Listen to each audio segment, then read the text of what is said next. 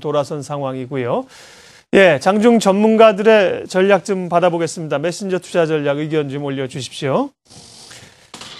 먼저 IBK투자증권 분당지점 이현상 부장의 의견부터 보겠습니다. 지수는 점진적인 상승세를 이어갈 걸로 기대를 하고 있고요.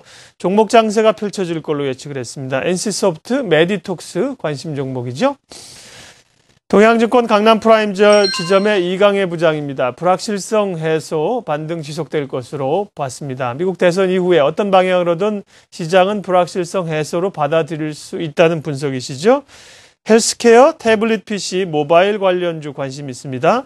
관심 종목은 플랜티넷, 한국가스공사, 유한양행이고요. 와우넷 한옥석 전문가입니다.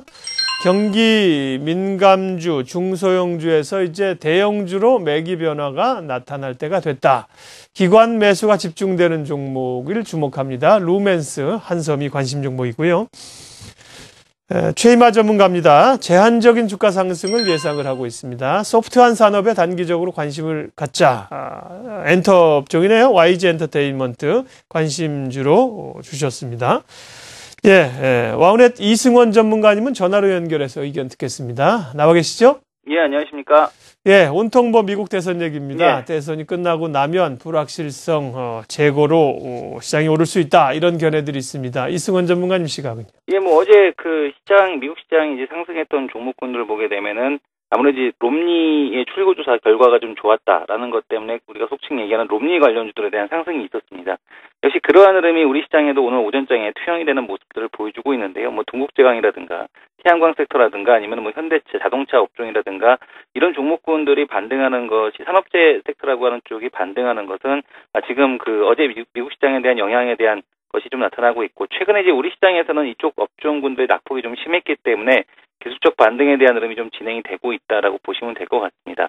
그러나 이제 시장의 이쪽 종목군들이 내려가는 근본적인 이유는 이제 그런 내용, 정치적인 이슈나 이런 것보다는 이제 환율의 내용이 좀 기인을 하고 있기 때문에 여전히 시장에 대한 포커스 자체는 내수 관련주에 대한 쪽, 식음료, 제약주, 지금 밀리고 있는 오히려 이쪽에 대한 흐름에 좀 더 매수에 대한 관점을 좀 맞추시는 것이 좋지 않을까라고 생각을 하고 있고요.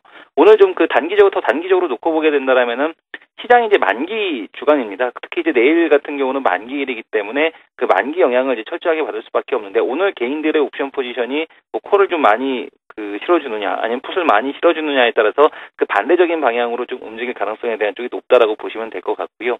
어제 우리 시장이 좀 상대적으로 상승에 대한 쪽을 좀 선반영하는 그런 쪽이 보여줬기 때문에 오늘 시장 탄력은 상당히 좀 제한적일 가능성에 대한 쪽이 좀 높다라고 보시면 될 것 같고 종목을 좀 벌리기보다는 내가 가지고 있는 종목에 대한 평균 단가를 맞추는 전략, 그리고 업종에 대한 쪽은 좀 밀리고 있는 식음료, 통신, 제약, 이런 쪽이 좋겠고요. 예를 들어서, 통신 같은 경우는 스카이라이프라든가, SK 브로드밴드라든가, 아니면 제약주 같은 경우도 오늘 지금 마이너스 있다 바로 지금 플러스로 다 전환이 되고 있거든요. 유한양행, 동아제약, 이런 대웅제약, 이런 종목들 같은 경우가 여전히 좀 매수에 대한 관점이 유효하다라고 보시면 될 것 같고요.